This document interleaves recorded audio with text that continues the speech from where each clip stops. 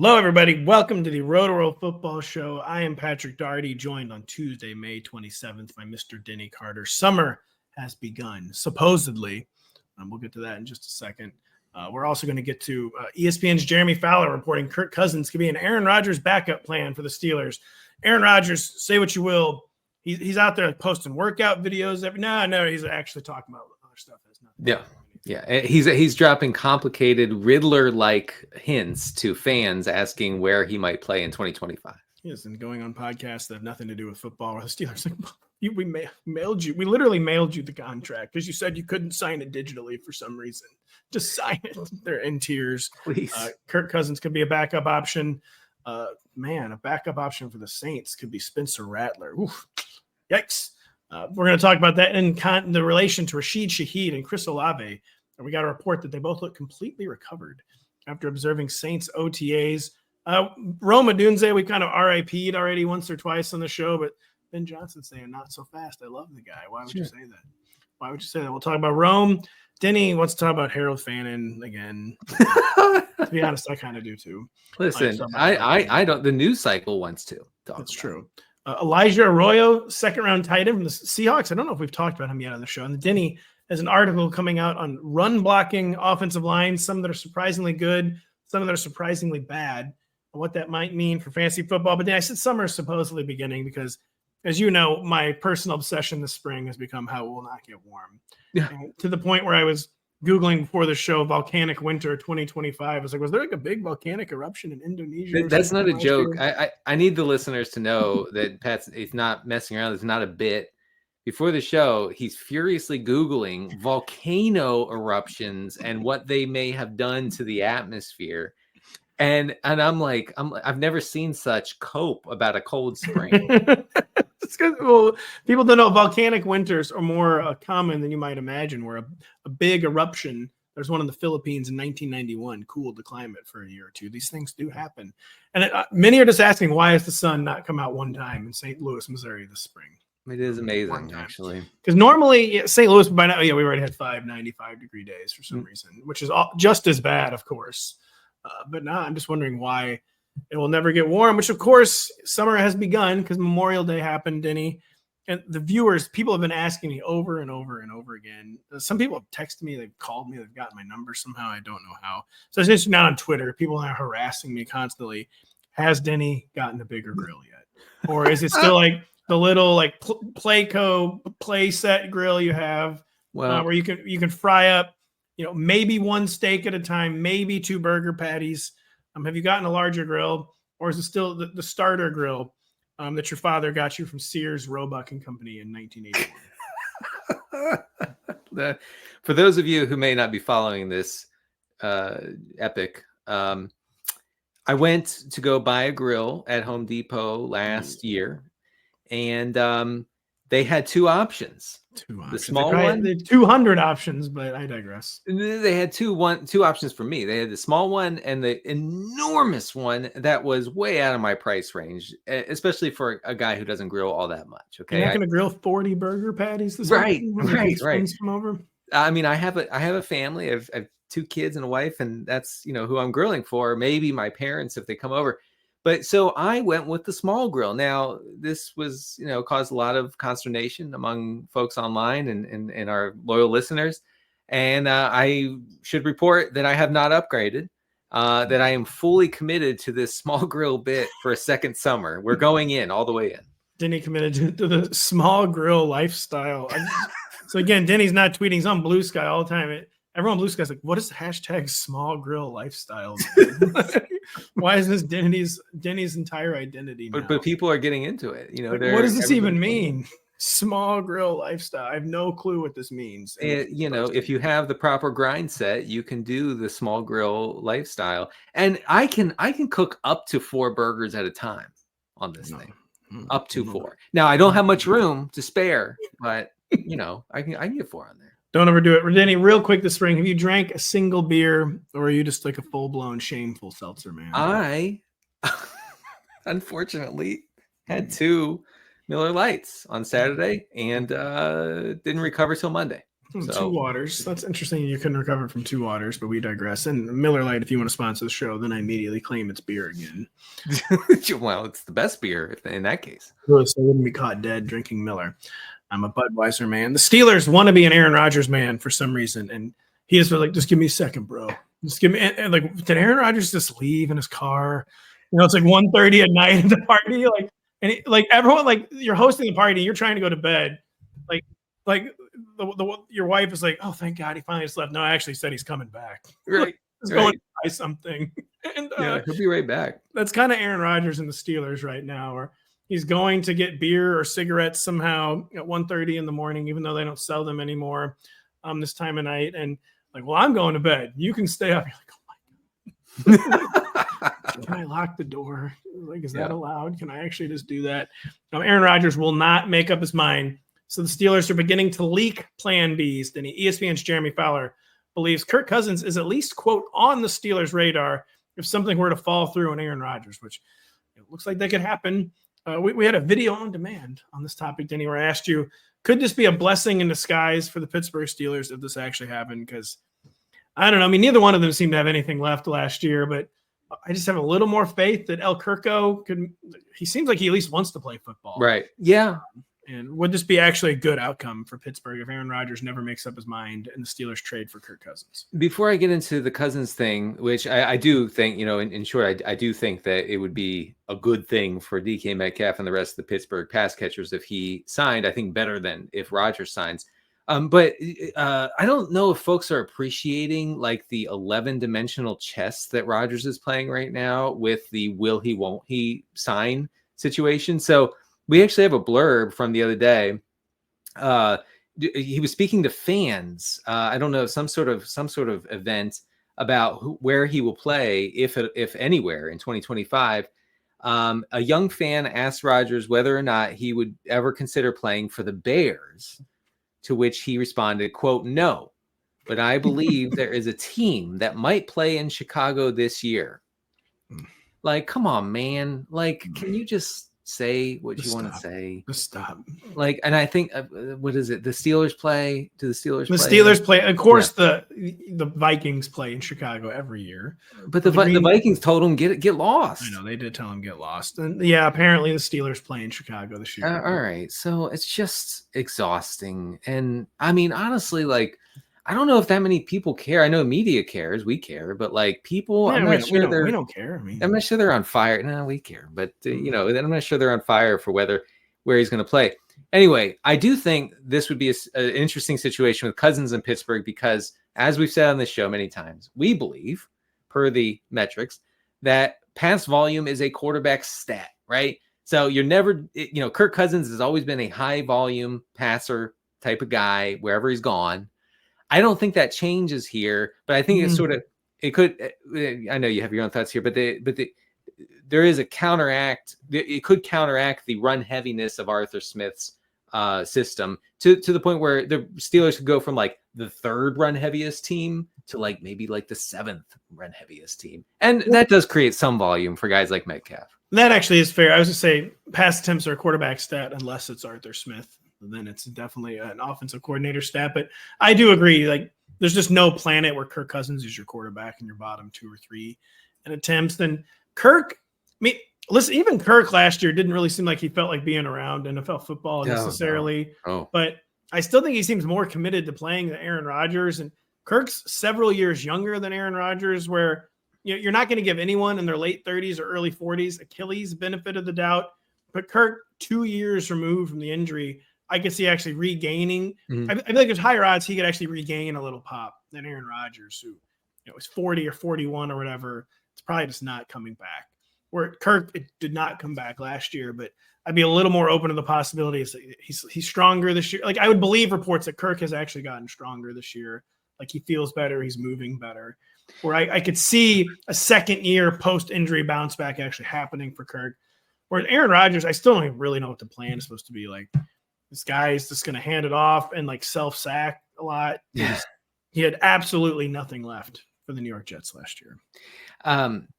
I do think Rodgers' proclivity to bleed the play clock down to like 1 or 0 constantly I saw some stats on that recently where it's like he does that more than anybody, and that's not a surprise if you've ever watched Aaron Rodgers play, whether it's in Green Bay or New York or whatever.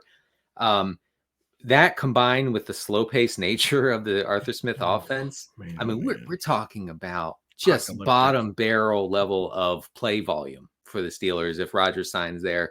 That's a problem, honestly, for everybody, unless you are counting on like huge efficiency numbers, which I don't think that's a smart thing to do with this offense. It could be ugly.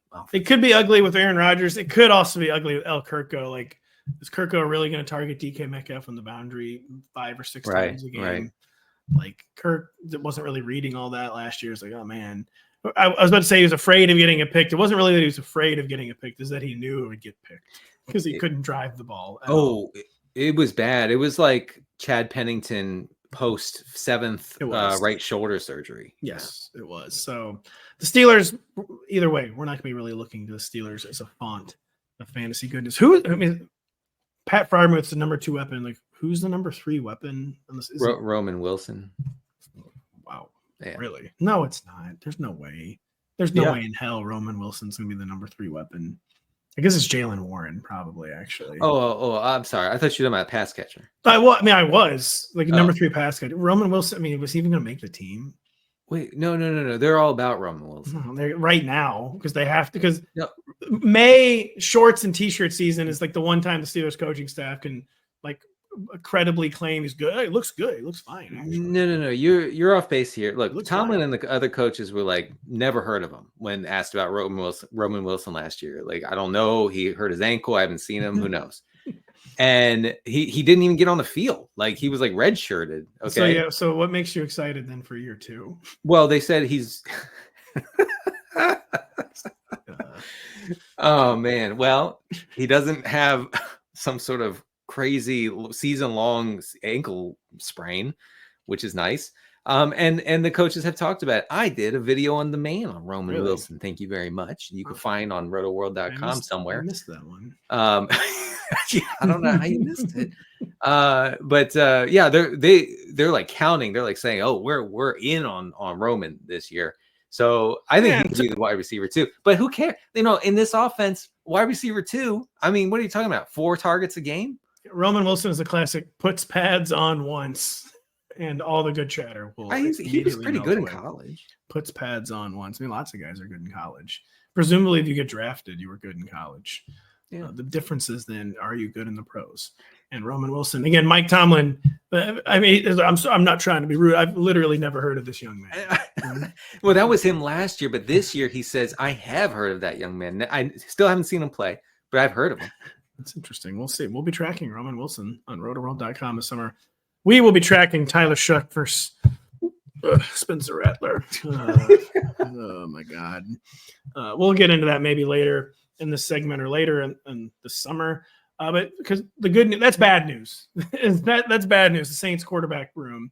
The Saints receiver room could be better news.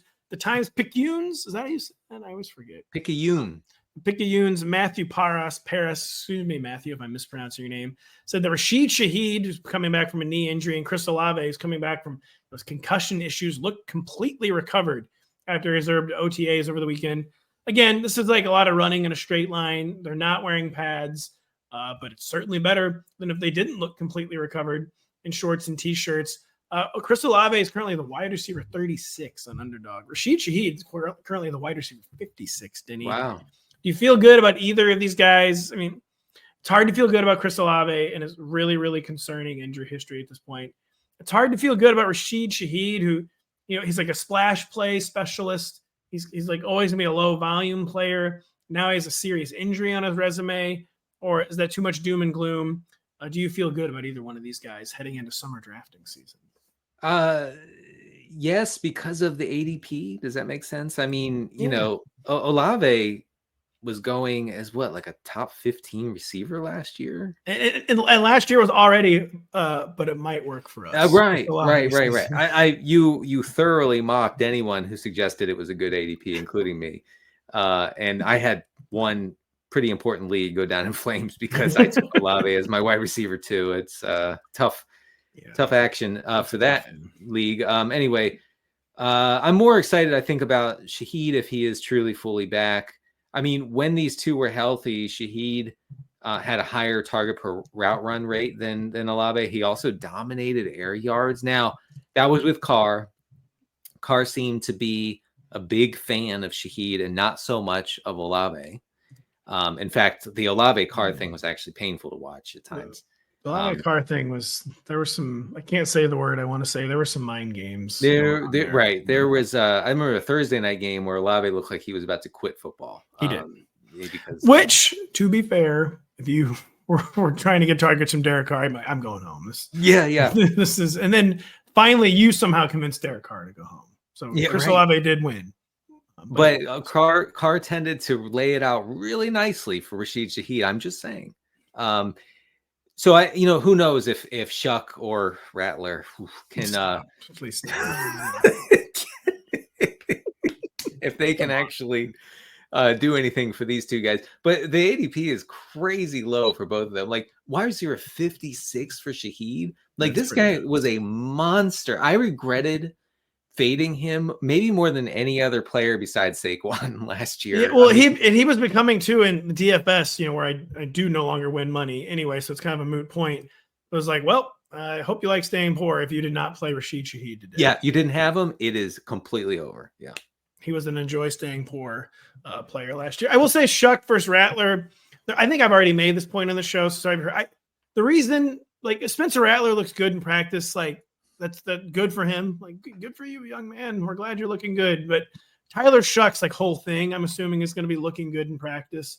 Like, he's just so big. He's in such command of this offense. Yeah. He stands and delivers. Like, I have a hard time seeing Tyler Shough looking bad in practice. Games where the game moves much quicker than it does in practice is where Tyler Shough, I think that experiment could crumble. But Rattler, I feel like even if he has a super good summer, I feel like that just won't be enough because I have a hard time believing you don't get drafted in the second round at almost 26 years old if you don't look good in practice. I feel like the guy's going to look good in practice. That's why I don't really think it'll be a real quarterback competition. And it could be the Saints writers could be like understandably like really interesting. Wow, Rattler keeps looking good. Like they could be like, maybe it is a genuinely notable observation seeing as how not good he looked last year. Right. I just don't think he'll be able to look better enough than Tyler Shough to get that job. He would have, right. And I actually, Nick Underhill made this point during the podcast that we're referencing.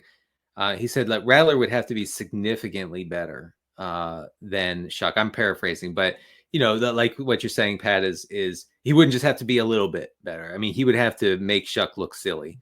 And I think that's in the range of outcomes. It's still, I'd say, an unlikely outcome. But Spencer Rattler, as he's always going to be introduced the rest of his life, former 5-star recruit, Spencer Rattler, maybe at some point he actually puts it all together, and maybe it's this summer for some reason. Maybe Kellen Moore is the coach he's been waiting to work with. Yeah. Even though Lincoln Riley, did he ever work with Lincoln Riley? I think I'm not sure. Can I tell the folks about how bad he was last year? Yeah, please. By all means. Yeah, it's like, hold on, stop the show. Like, Denny needs to tell how bad someone was. Yeah, right. No, we have a bad quarterback update. Spencer Rattler in 2024 ranked 43rd out of 47 qualifying quarterbacks in accuracy and pass rate over expected, or completion rate over expected, and 44th in adjusted yards per attempt. He was actually okay, surprisingly, on intermediate throws, top 10 in accuracy on those throws between 10 and 19 yards.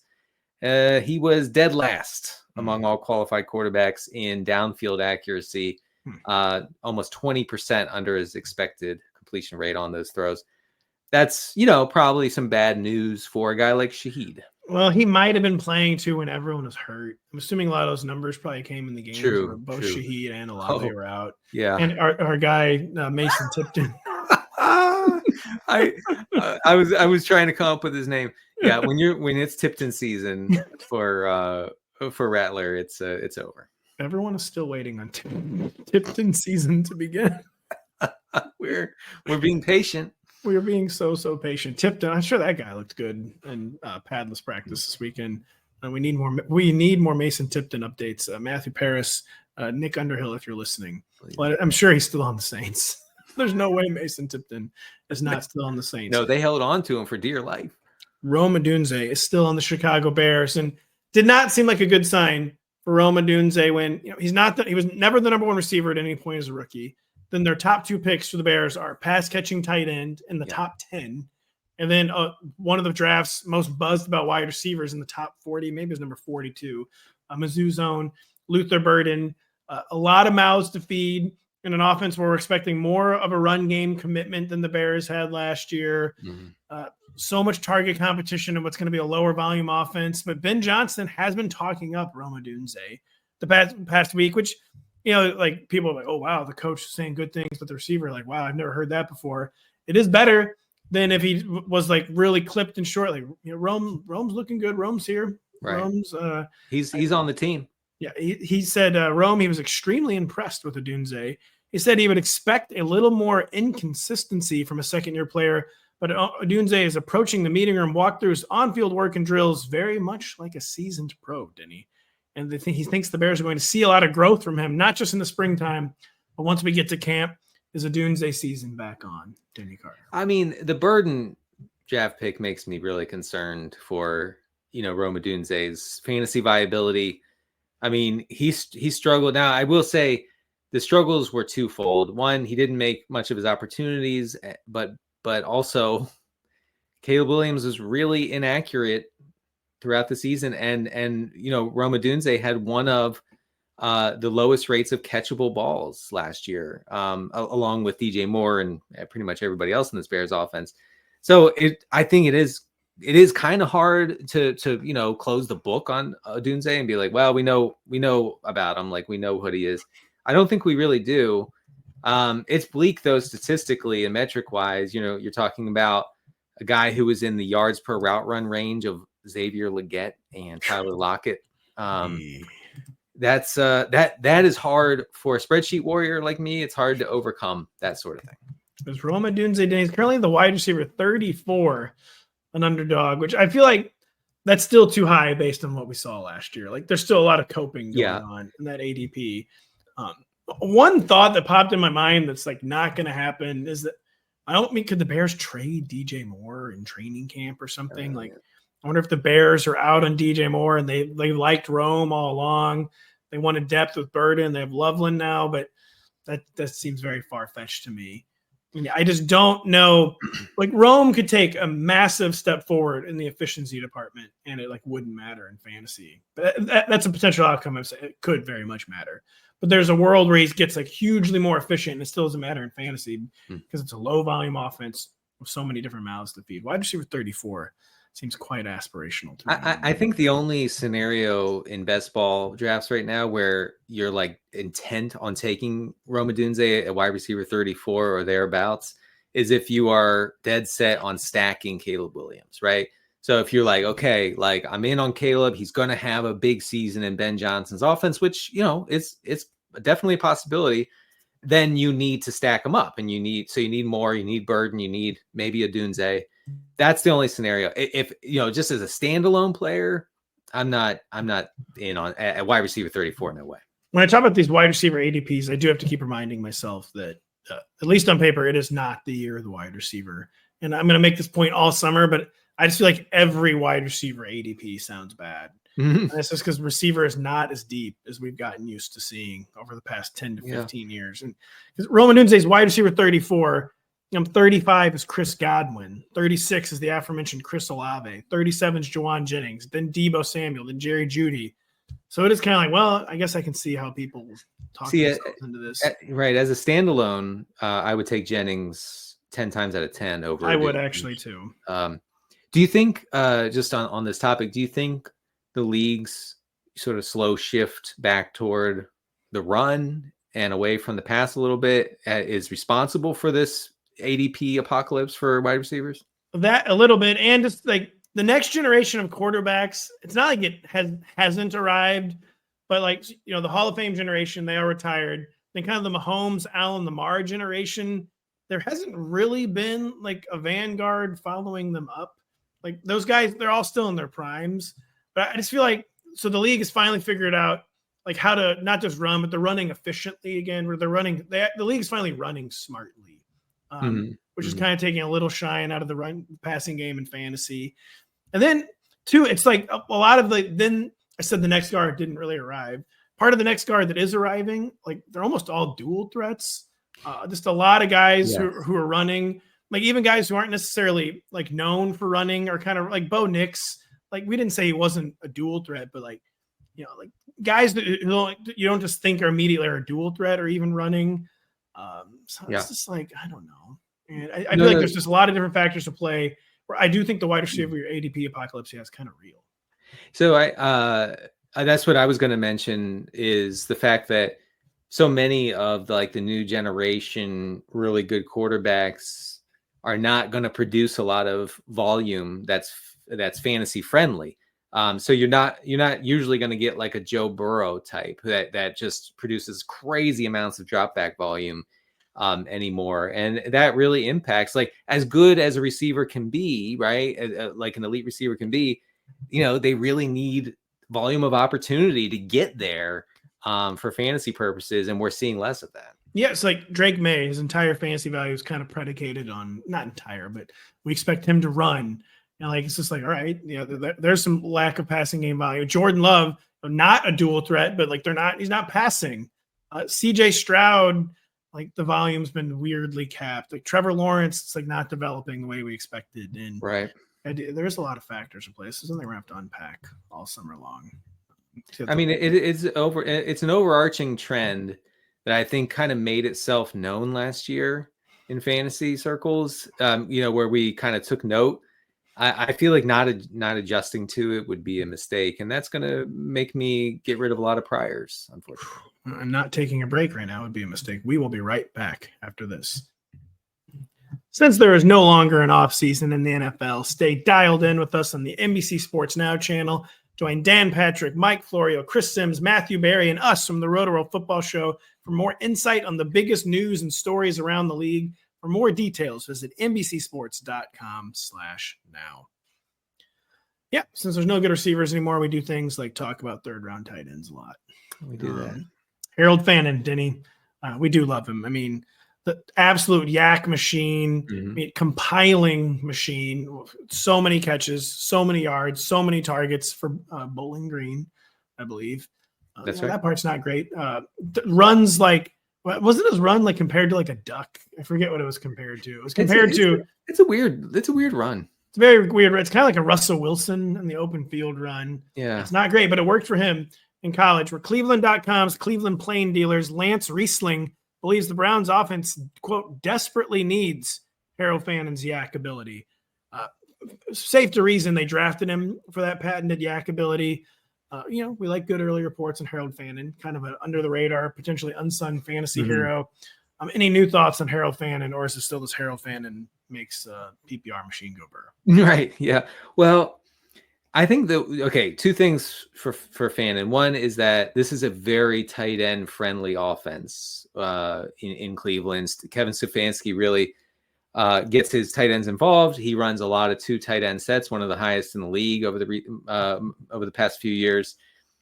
David Njoku is going to continue to be the tight end 1, but Fannin is worth some monitoring in deeper formats. If I could, here's what Lance Riesling said in his write-up of Harold Fannin. He said, Fannin is a big-bodied receiver with the size to shield defenders and the strength to break tackles. Yet he moves with the suddenness and fluidity of a much smaller player. His ability to win at the line of scrimmage and at the catch point makes him really tough to cover for safeties and linebackers. He described Fannin as a, quote, matchup nightmare. This sounds good to me. And it also checks Sounds out. like Julian Edelman in like a tight ends or an H-back's body. Right. H-back. Get out of here with H-back. But it actually checks out because no tight end in the nation last year had more yards after the catch than Fannin, and by a lot, by like 160 yards. Pull up and tell me who he played. Well, I did do the exercise. If you take away his good games, he wasn't good. That's true. He was very bad. Yeah, he was very bad once you strip out the good games. You get rid of his good games. He was friggin' terrible. And no, I don't hear the Browns talking about that. I forgot. I knew this stat existed on Harold Fannin, by the way. At number 8, Penn State, 11 for 137 and 1. at Texas A&M, 8 for 145 and a touchdown. So Yeah. our man had 2 shots against elite competition, and he did not miss. No, that's pretty good. He is a yak machine. Now, I know I'm not a film grinder, but I actually did watch some Harold Fannin highlights today after I did that blurb. And you're right. The running style is crazy. It's like Russell Wilson. It's not good. It's kind of like it's best not to watch it. Just don't watch it. Just don't watch it until the season starts. Yeah, Adam points out he's very stiff. Stiff comes to mind. Like his back doesn't bend. Yes. No, Adam is right. Look, I'm watching it and I'm going, honestly, my first thought is no, whatever's happening here, that's not good. But here's also the thing about these highlights, Pat. He was outrunning everybody. I know. The play speed is weird. And it's like, I guess like the spatial awareness of Harold Fannin must be elite, where not saying this is like a dumb joke. Like he must be like really good at geometry. Like he seems like he takes like the right angles. No, you're right. Like he understands where the space is kind of. And you know, that's something that is not a given with these, especially a rookie. Like they come into the league. And I remember watching Jatavian Sanders, the tight end for Carolina. Yeah. Like, does he know there's a sideline? Dude, this guy's running around like he's never been on a football field. Like right. Does he know there's a sideline? Yeah. Like, why did he angle straight out of bounds that way? So Fannin is super interesting. And another thing I want to say, the writer, the Reisling who wrote this up, is correct in that the Browns need that yak ability. They do. They were 25th in total yards after the catch last year. And they just need viable targets, period. So, and again, Harold Fannin, he wasn't the tight end 1, 2, or 3, or even 4 or 5, but 3rd round draft capital. I think he was the tight end 6, actually. 3rd round draft capital, like that's real draft capital, even for redraft, not just dynasty. So we're keeping an eye on that. The guy we went after was 2nd round tight end Elijah Arroyo. I went to Seattle. ESPN's Brady Henderson reports it would be logical for the Seahawks to revisit their tight end personnel options later in the summer.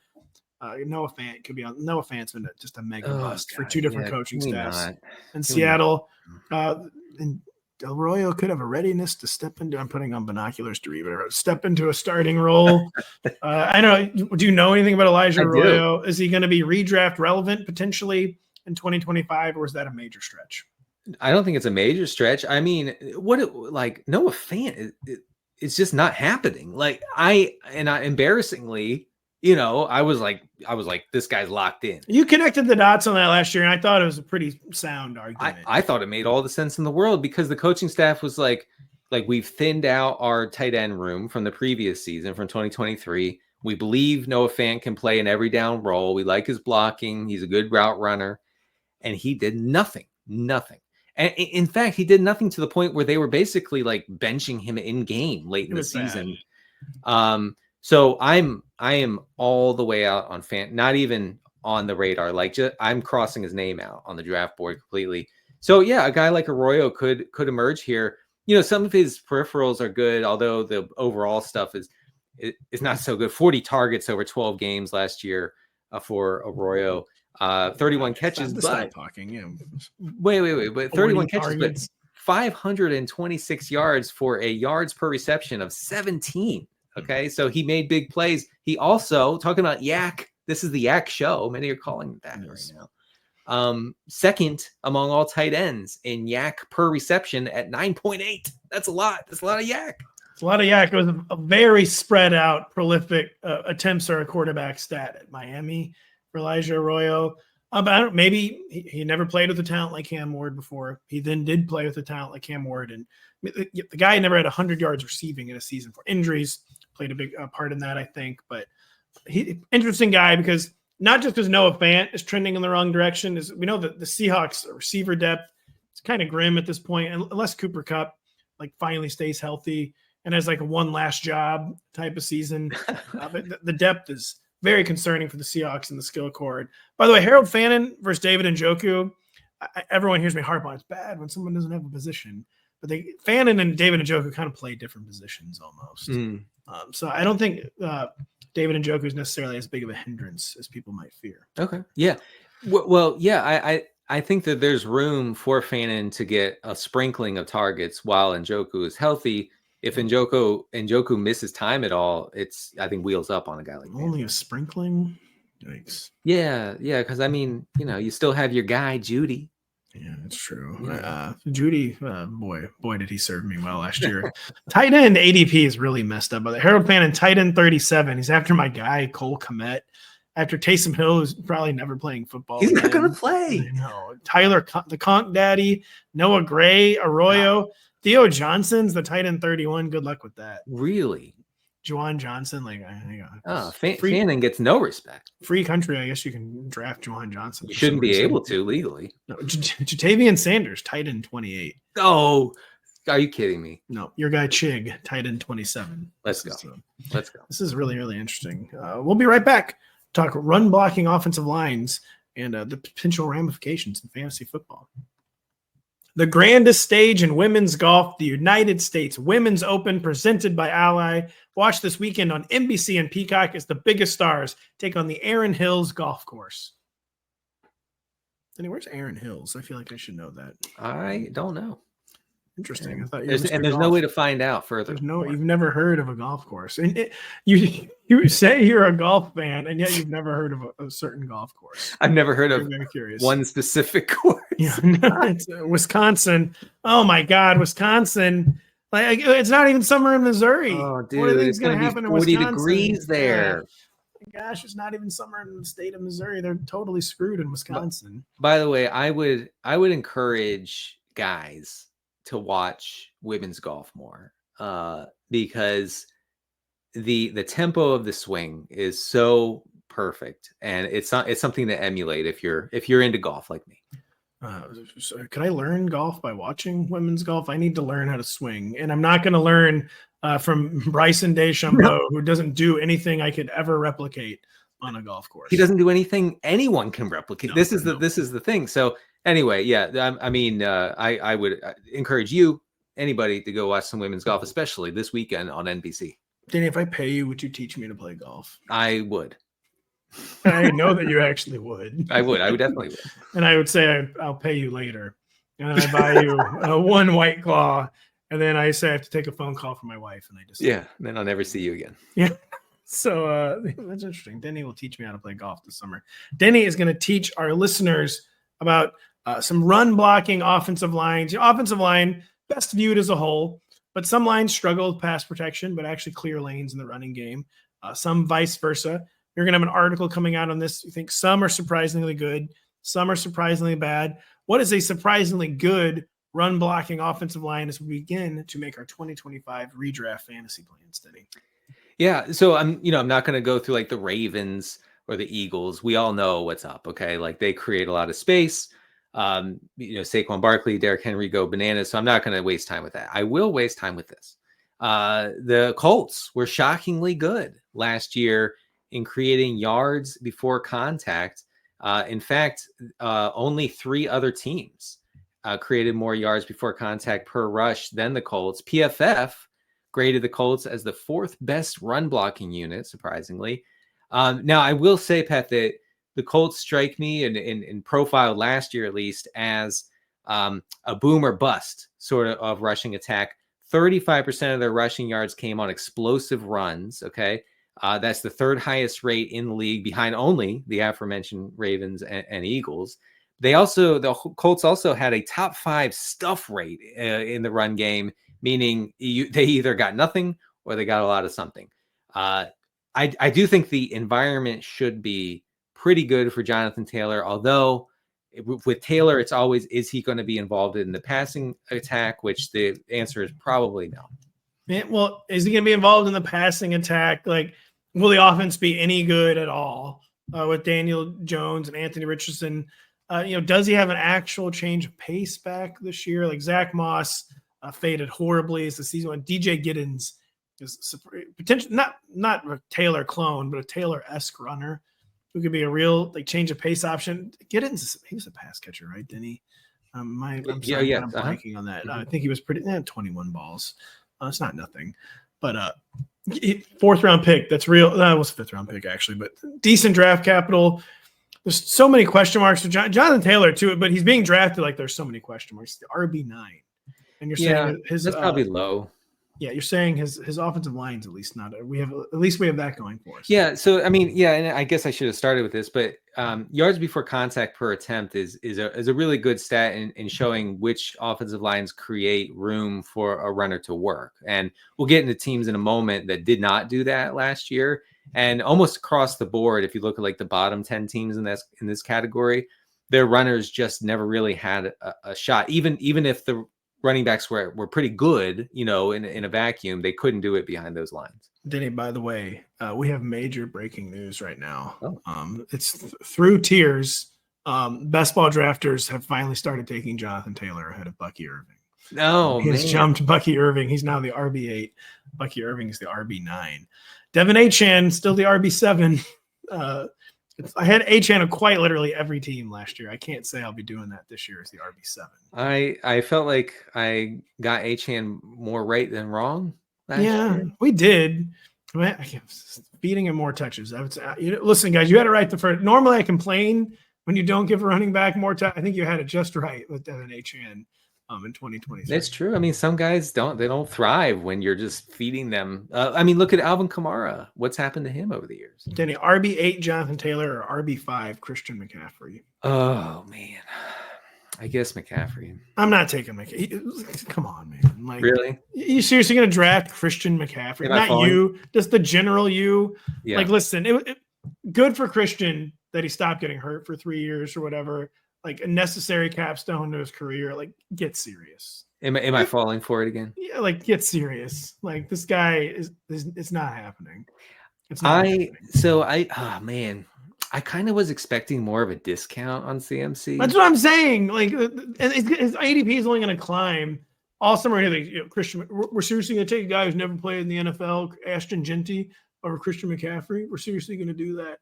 And then I'll jump and I'll be, easily do yes, that. we are, in fact.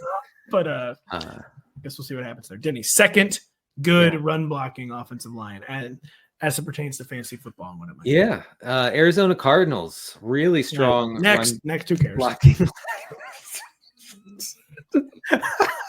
James Conner. Yeah, all right.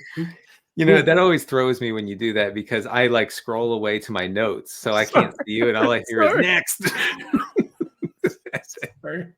And then I'm like, oh gosh, I don't know what to do. I'm so sorry. It is actually a pretty interesting situation. What's going on with the Cardinals? Yeah, so Cardinals last year 5th in yards before contact per rush, 7th lowest stuff rate. So very few plays that were kind of stopped at the line.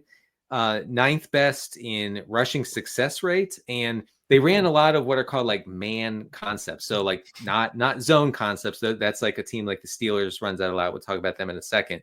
But they were the 6th best team in yards per carry on those man concept rushes, and that's like all they do. So I think like James Conner, like never going to be a sexy pick. I get that, but I don't see any reason to think that Trey Benson, after basically being forgotten about last year, is going to suddenly come on and be a threat to Conner. So Conner in this sort of environment, also the Cardinals defense was really good over the final 2 months of the regular season, right? So you combine a good defense with a good running game, lots of positive game script. Hopefully, Conner would be a huge beneficiary. Trey Benson's going to be one of the guys I'm monitoring most closely this summer for like training camp updates and nuggets, and just seeing like, is this going to actually happen? Is this nature of the Cardinals backfield actually going to change? So he'll be a guy kind of on the spot for me in fantasy updates. Then you're also going to write about bad offensive lines. The Steelers and Patriots are teams you are writing about that are surprisingly bad. Because, I expect Art Smith to be able to run. I expect Mike Vrabel to be able to run. What is going wrong with the Steelers and Patriots? Well, I suppose the Patriots couldn't qualify as surprisingly bad, but the level to which they stunk last year as a run blocking unit was pretty shocking, and I'll write that up for the site if folks want to check that out later this week. I'll just talk about the Steelers just briefly here. So Arthur Smith's whole thing is that he's like the zone run guy, right? Like this is what he does, and this is why they took Caleb Johnson out of Iowa, I believe, to be like the big back in place of Najee Harris is because Caleb Johnson's really good in zone. Now, I expected it to be a little bit better than we have from last year. 17th in rushing success rate on zone runs, 16th in yards per carry on zone runs. This is Arthur Smith's thing, and it just didn't really work out overall. Pro Football Focus graded the Steelers' offensive line as a top 10 run blocking unit, but they were 25th in yards before contact last year. It's just they really didn't have much room. Although I will say, having Najee Harris as your RB1 probably deflates these numbers a bit. It does, and like players like Najee too, like give lie to the fact that like analytics or like numbers never lie. Like actually, sometimes you can just look inefficient if the guy's just not good. It can make everything look less efficient than it actually is. The Patriots and the Steelers are both notable for this exercise too, because it's not like you can be like, well, we know who's getting all the work. We at least know who's going to get the rock. Don't really care if they can block or not because we know so-and-so is getting all the goal line carries and they get most of the third down receptions where like New England's just a total mess with Travion Henderson. Antonio Gibson's still on the team. So between Henderson, Ramondre, and Antonio Gibson, it's kind of a huge mess. Yeah. Like we don't entirely – Josh McDaniels is like a big his guys guy. We'll have to see who decides his guys are, presumably. Travion Henderson. And this is the Steelers with Jalen Warren, like another guy. He's going to be more efficient than Caleb Johnson, but he seems typecast. So the backfields that don't need extra variables, basically, and this variable of not being good would be a bad variable. So, it would be better to be not bad. Would be better to be not bad. When's this article going to go live? I would say Wednesday. I'm sorry. I forgot today's not Monday. Yeah, it's not Monday. It's false Monday. I'm going to tell you. I'm going to break some news here. Thursday morning, this article will be live. Have you written any words yet on it? I've written no words. What if you get there and your conclusions are the exact opposite of what you just said? Oh, no, I've done all the research, so I know what I'm going to write. I just need to put it on the paper. I will be looking forward to reading that on rotoworld.com. Hopefully next week I'll be looking forward to reading my own GM rankings. Yeah. I'm still in the middle of that. Memorial Day weekend made it a little tough to work, especially since my kid, yet another kid birthday. Oh, wow, another kid birthday, huh? Amazing that. Fifth in a row. Yeah, another kid birthday, huh? I thought we just had one of these last week. A lot of kid birthdays around here. A lot of fantasy football advice from Mr. Denny Carter. Thank you to Denny. I'm Patrick Daugherty. We'll be back with you with Mr. Kyle Dvorchak on Thursday.